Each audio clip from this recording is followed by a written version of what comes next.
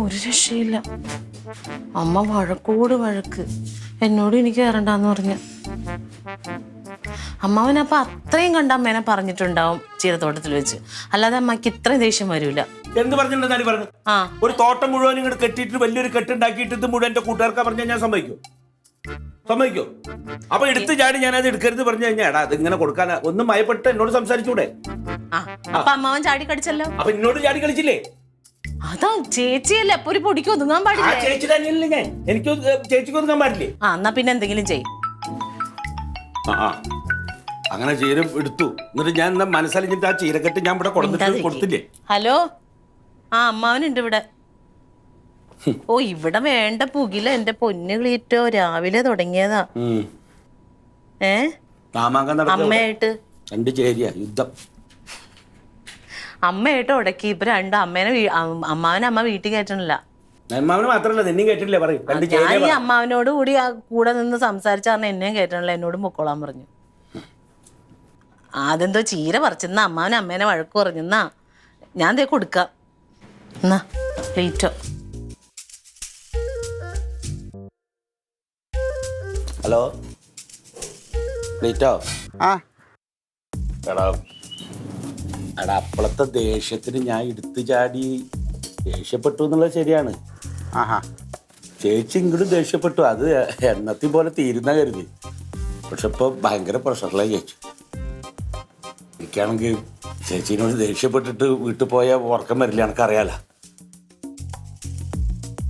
എങ്ങനെയാടാ ഇപ്പൊ ചേച്ചിയായിട്ടൊന്ന് ഇണങ്ങ? മാവ അതിന് വഴിയുണ്ട്. ഞാൻ പല പ്രാവശ്യവും പയറ്റി തെളിഞ്ഞ ഒരു അടവാണ്. അത് പ്രയോഗിച്ചാൽ കാര്യം സക്സസ് ആവും. പക്ഷെ ഒരു കാര്യം, അമ്മാവൻ എങ്ങനെ അഭിനയിക്കുന്നു അതുപോലെ ഇരിക്കും ആ പരിപാടി വിജയിക്കുന്നത്. ഞാനോ?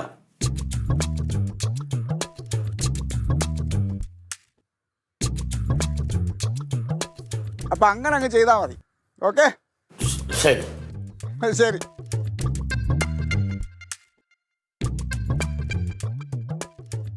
ഓരോ കുരുത്തൊക്കെ ഒപ്പിച്ചിട്ടേ ഇങ്ങനെ നടക്കും.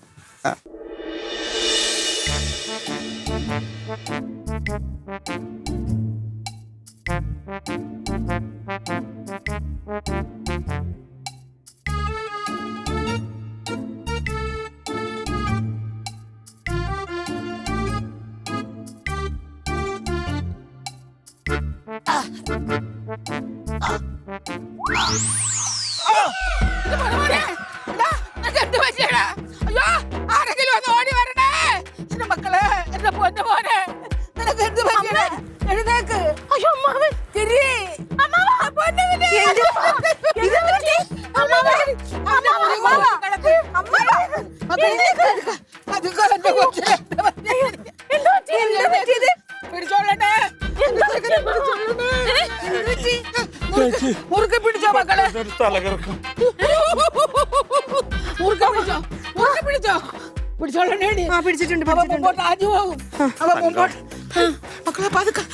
എന്തെങ്കിലും സാമ്പത്തിക ആവശ്യത്തിന് വിളിച്ചാലേ അവനോട് പേടിക്കണ്ട, ഞാൻ ഉണ്ട് എന്ന് പറയണം കേട്ടോ. ഇതൊക്കെ എന്തിനിപ്പോ പറയണമാവാ? അതവനെ മാത്രമേ അറിയൂ.